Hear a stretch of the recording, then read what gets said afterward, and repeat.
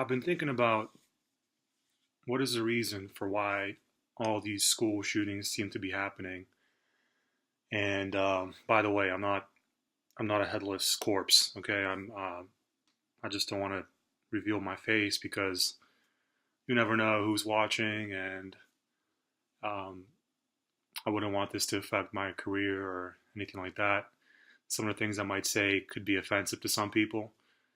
So, but I'm going to say what I believe. So if it offends you, I'm sorry, but just my opinion. So, what are the reasons why school shootings happen? What causes them? Okay, number one, bullying.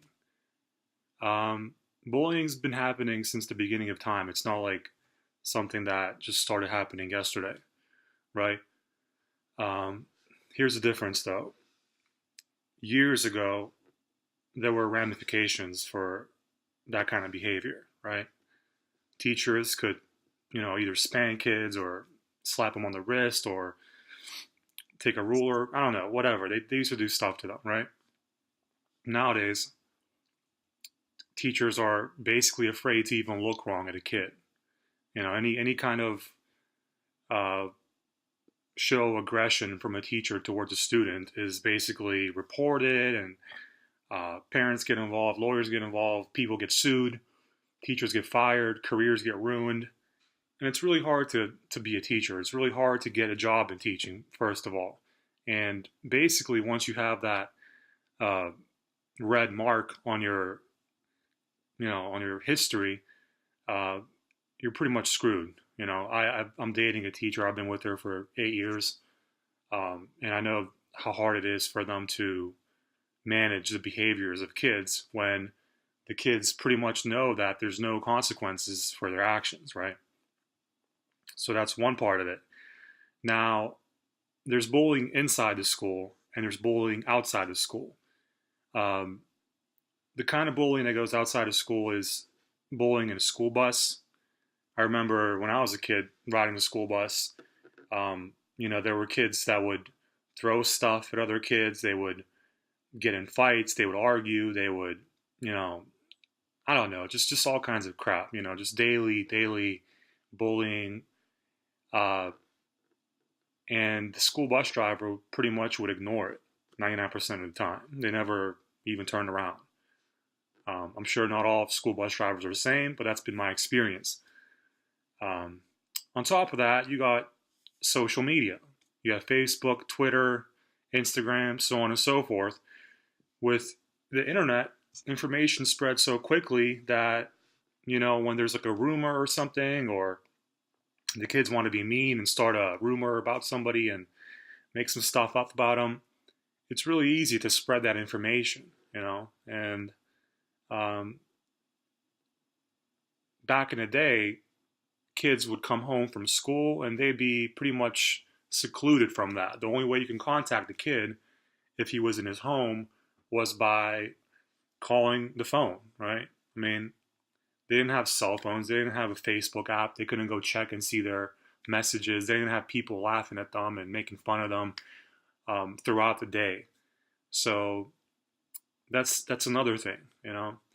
Um, Number two, schools are way too big. Kids have trouble fitting in schools, right? When you go to school where in each grade level you have, let's say, 400, 500, 600 to 1,000 kids, it's really hard for some of the kids who are more or less not as socially adapted or not as social in general to kind of uh, develop a social circle, right? It's a little bit difficult for them and they feel overwhelmed. Um, Mix that in with some kind of a mental problem or, you know, whatever's going on at home, they could really get lost in that big crowd and feel like this is their reality, right? This is what they see every day is their reality, and they feel like the world is against them. They don't realize that there's a whole world outside of school, and um, that once they graduate, all those kids, all those bullies, all those people that are causing them grief are not going to matter anymore. But they don't see that there because like I know for me when I was growing up, I moved around a lot and it was tough making friends. Like moving from school to school and just having to start all over again. It was tough, but I'm sure there's kids out there who have had it a lot tougher than I have, and it just it is what it is. It's the way society is now. They've increased the sizes of communities. There's more. The population is bigger.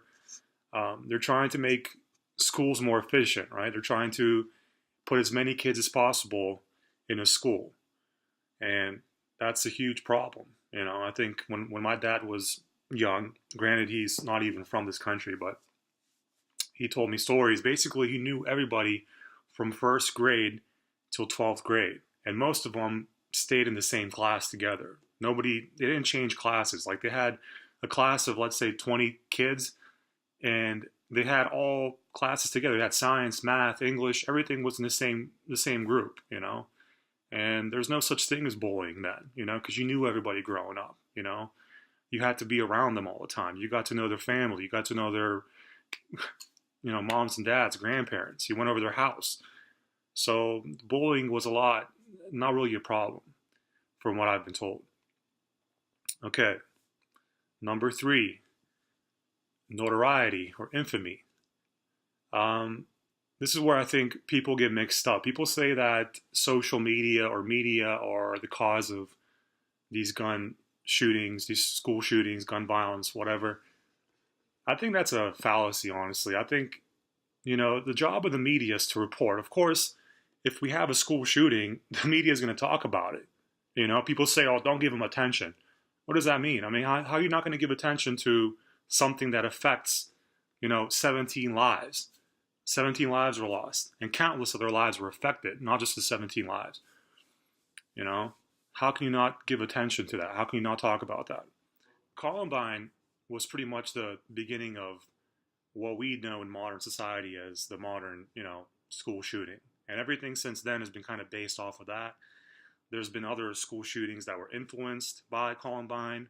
Um, you know, Kids go on YouTube, they see these videos, they see the guys who did it, and they sort of look up to them. Like they see them laughing and talking about it, shooting guns, and their plans and everything, and they sort of feel like, for somebody who has nothing to lose, especially when you're a kid, you don't really understand the consequences. You don't understand the value of life. You really don't.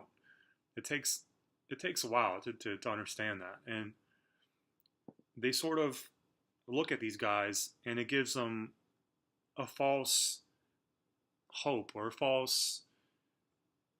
some kind of like a hero to them, and they search for that. And nowadays they know that if they go and commit a school shooting and they kill a bunch of people and destroy a bunch of lives, that their name will be all over the news. And like it or not, they're going to live on through the media, through, the airways, through the video ways, whatever, for eternity, right? Number 4, the availability and popularity of assault-grade weapons. One of the most popular weapons that has been used in the past, how many school shootings of the past 20 years has been the AR-15, right? AR-15 is an assault rifle. It's based on the M16, which is a military-grade weapon. The AR-15 is used for civilians and for, police officers. It was released in 1963 to the public. The effective range of the weapon is 600 yards. So you could see how that weapon would be used in these kind of murders, right? Kids no longer have to go face to face or stand 10, 15 feet away from the target, where they could shoot from hundreds of yards away.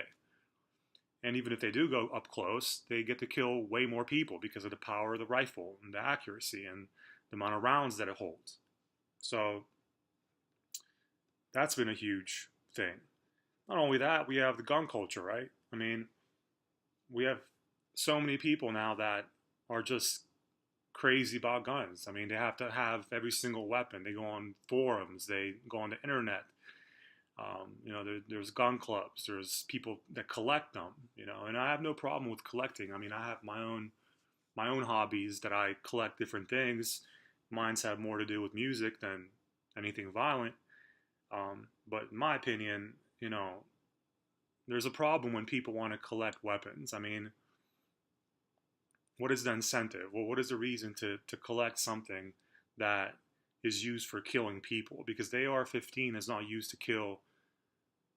It's not used for hunting, right? It's used for humans. It's used to kill humans, right? And even if you go to target practice, I mean,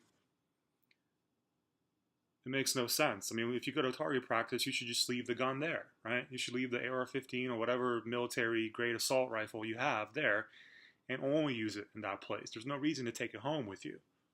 You're not going to protect yourself from anybody with the AR-15 in your own home. You're going to most likely use a shotgun or a handgun, something like that, that works well in short range distances, that could be easily maneuvered.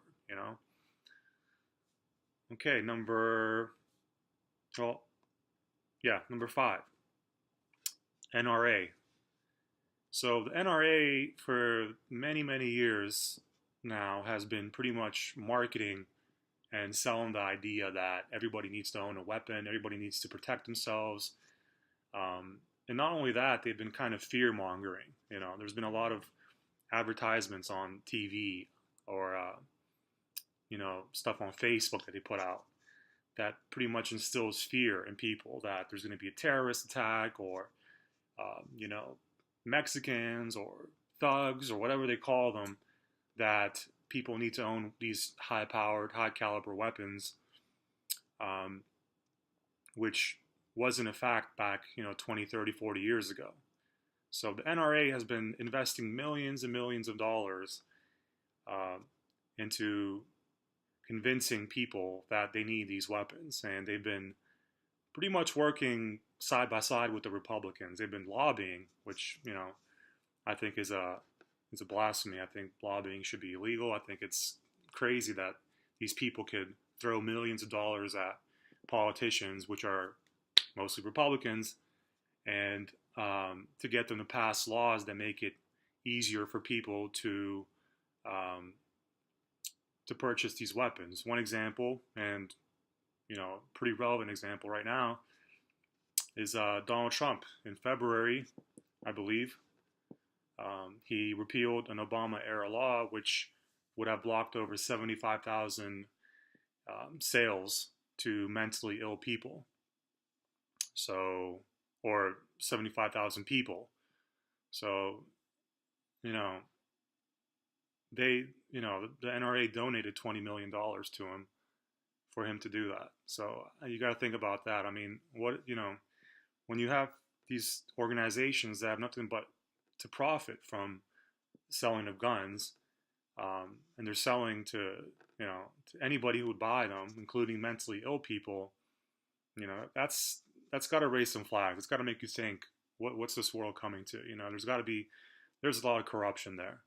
And now they're telling people that, hey, we need to arm our teachers. We need to give them guns. So what are we going to do? We're going to have our teachers walk around with like a holster with an open carry and ready to shoot somebody at any moment's notice. What happens when a kid gets a hold of that gun? What happens when, we have a crazy teacher, let's say, and they go crazy and they pull the gun and start shooting, they want veterans to come in and watch the schools. Like, what are we turning this country into? Are we becoming a military state? Are we going to have people in, full body armor with machine guns standing on every corner like in third world countries where it's unsafe to even walk down the street? Are we going to turn it into a Wild West where everybody's slinging guns and every time there's an argument in a Walmart, people start shooting? Who's a good guy? Who's a bad guy? I just think it's really stupid how the society is, and especially that we're living in America. It's supposed to be the greatest country in the world, and there's so much money, there's so much education. The brightest people come here. The brightest people are from here. It's amazing to me how we can live in this society, and yet it's the most violent society out of the whole world. And really, for me, I think it comes down to all these things: the bullying. The schools are too big. Teachers can't reprimand the kids. Social media spreading, bullying and stuff like that. Um, the kids looking up to these other shootings that happened in the past. The availability of weapons, AR-15s, assault-grade rifles in the hands of civilians. The NRA investing millions and millions and billions of dollars, and lobbying, of course. And yeah, that's pretty much it. So it's not a surprise that we have so many school shootings. It's actually pretty normal to me, I think. I mean, it's how else would it happen? What else would happen, Look at other countries. Look at Japan, for example. I was reading an article that said that in Japan, there are 125 or 127 million people, which is about a third of the population here in America. And yet, there's about 10 shootings per year, 10 killings by gun per year, 10 versus 30,000 in America. And people say, oh, well, most of those shootings in America are due to suicide. Okay, well, so what? I mean, so if it's 30,000, then maybe it's 15,000, 10,000. Is that still acceptable to you? Does that still make sense? I think this whole culture is just ass backwards. I mean, people need to grow up and realize that these guns aren't for fun. If you want to shoot something, go shoot a paintball gun. Go shoot a BB gun, Or if you want to shoot a real gun, a real assault rifle, make them available only in these gun ranges and keep them there. Don't let them out in the public. There's no reason for people to have these. And then people say that, oh, well, most of those shootings happen in the ghettos and so-called democratic cities, right? Like Chicago or New York City or whatever. Yeah, but here's the difference. Those people that do those shootings, they kill one or two people with handguns, right? They're not going around and waiting and preying on innocent people. They're shooting other people for drugs, for gang turfs, for whatever, for pride, for whatever. But they're not going out waiting outside, plotting, planning things for months and months, developing an arsenal of weapons, and going out and preying on these kids like lambs, right? They're not doing that. So there has to be some kind of a common sense here, and I think that the banning of assault rifles is the only answer. I mean, everything else is not going to work. You could tell people don't shoot somebody. Everybody knows that doesn't work. Gun-free zones don't work, obviously, because there are guns already out there. Look at Australia. Australia had some mass shootings in the 90s, and they pretty much banned guns. They took them from people, and now there's like no shootings almost. I mean, there's very few. So there you go. I mean, it comes down to that. And people say, well, hey, you can still murder people. You can still develop your own weapons. You could build a bomb, or you could, build your own homemade gun or whatever. Yeah, but how many people are you going to kill with a homemade bomb? Look at the things that happened with those, the Boston bombings at that race, right? I mean, there's a few people that got killed, some that got injured. But that kind of stuff, you can't destroy 17 people's lives within just a matter of minutes with that, And, it's a matter of controlling these weapons that are easily accessible, because you can't control crazy people. You can't prevent crazies from happening, right? You can build as many insane asylums or crazy hospitals as you want, but you can't control what people do. You can't, predict what's going to happen. Like the guy from Vegas, he was a successful man. He had, a lot of properties, a lot of money. He went crazy and shot a bunch of people. What did he do it with? Rifles, right? Sniper rifles, assault rifles. I don't know what he used, but he used a bunch of military-grade rifles to kill civilians. Over 50 people killed, But of course, the gun nuts are going to want to say, oh, that's bullshit. Second Amendment right. Second Amendment right. Yeah, the Second Amendment was made back in the freaking 1700s, when they had muskets. They had one shot. They had to reload it. It took freaking minutes to reload the rifle before they could shoot again. So that's a bullshit excuse, right? You can't use that excuse nowadays. Things changed. Okay? When things change, we have to adapt. That's the idea of progress. I know conservatives, they want to keep things like back in the day. They want to go back to America, making America great again, right? Fucking bunch of bullshit. No, we're not making America great again by allowing civilians to have assault-grade weapons. Okay, that's living ass backwards. Okay, we need to move forward. We need to progress. We need to look at countries that have, common sense gun laws that are pretty much the quality of life in countries like these are as much as America is, right? So we got to look at them and see what they're doing. And what they're doing basically is they're not selling freaking assault rifles to people, right? There's no reason for my neighbor to have an assault rifle. And then if I get in an argument with him, he comes and shoots me with a fucking assault rifle. There's no reason for that. Stupid. Anyways, that's my rant. Take it or leave it. We got to make a change, man.